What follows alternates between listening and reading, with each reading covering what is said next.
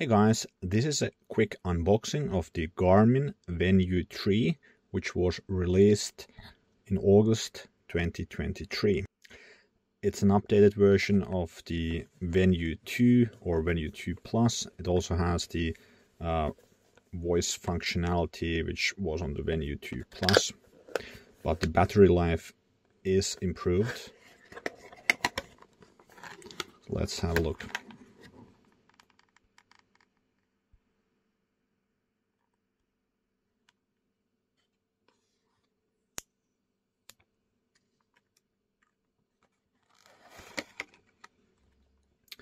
So in the box we have the watch and we have the charging cable. The charging cable comes now with a USB-C connection, and then we have the manual in here.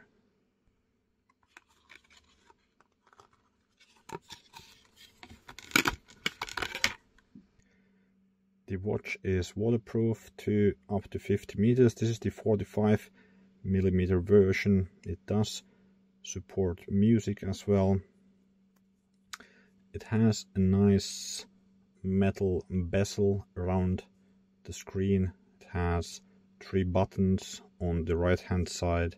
It doesn't have any buttons on the other side. This Venu 3 costs currently around $449 since it's still pretty much the newest model, and in Europe the price in euros is very similar to that. Last time I checked it was something like 460 euros.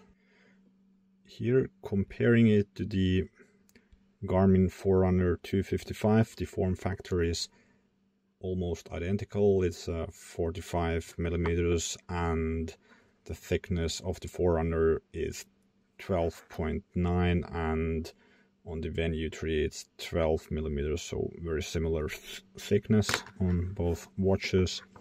The difference is on the 255 it's a memory in pixel display, and the Venu 3 has an AMOLED display.